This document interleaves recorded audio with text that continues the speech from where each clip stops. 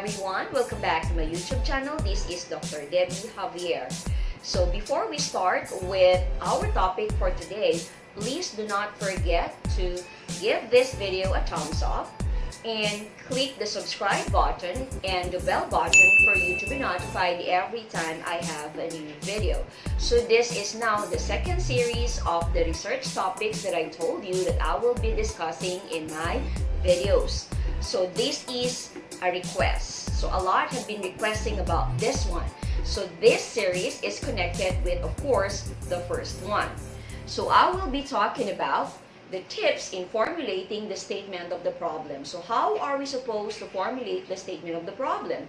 So after formulating the title, the second task is to formulate the statement of the problem. So tip number one, make sure to state your general objective. Of course, once you have already stated your title, then you should already start to make your general objective. So what do you actually want to find out? So what will be your basis in making your general objective? It should be cascaded from your research title. Okay, general objective. After making the general objective, you will now make your questions in the statement of the problem. So the second tip that I can give you is that the questions in the statement of the problem should be cascaded from the title and the general objective of the study.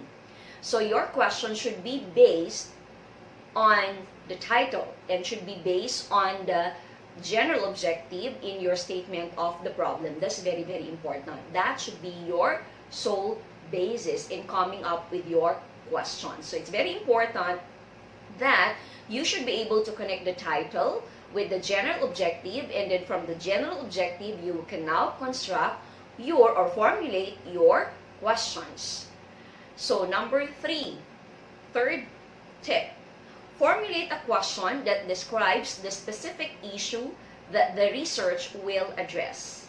So your question should be able to focus on that particular issue. For example, you wanted to find out the effectiveness of a certain approach. So you should be able to formulate a question on addressing that particular issue that you have in your research. So describe the specific issue that the research will address. So whatever is the issue, then it should be stated in the questions in your statement of the problem.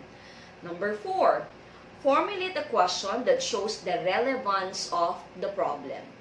So the question should show that your study is relevant, that it's important, that there is really a need for you to construct or to conduct this particular type of study or research. So it's very, very important that in your questions you should already be able to emphasize the relevance of the problem that you are going to work on in your research.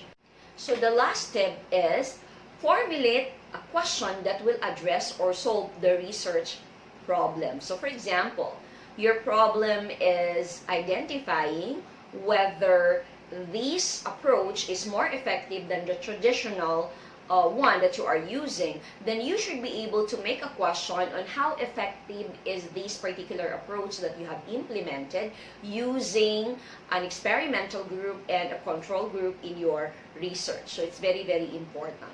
So those are the 5 tips that you need to remember in making your statement of the problem. May I repeat? Make sure to state your general objective. The questions in the statement of the problem should be cascaded from the title and the general objective of the study. Number 3, formulate a question that describes the specific issue the research will address, Number 4, formulate a question that shows the relevance of the problem, that there's really a need for you to do a research on that. And number 5, formulate a question that will address or solve the research problem. Okay, so how many questions should there be? At least 5 questions, 4 to 5 questions, or depending on your study, it can be more. Okay, so let's now have the subscribers of the week.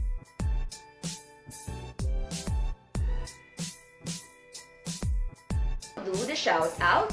So shout out to these people who've been supporting me for a long time already. We have Miss Blessy Niegas, Miss Jocelyn Salazar, Miss Rosa Casas, Mr. Francis Enrico Salvador, Miss Abby Meran, and of course, I would also like to do a shout out to Attorney Jonathan Javier, who's been there and who keeps on supporting me in my channel. That's it. I hope you were able to learn something from my discussion on the tips on how to formulate your statement of the problem. This is Dr. Debbie Javier telling you to always be a blessing to others. Happy research writing! Bye! See you in my next video.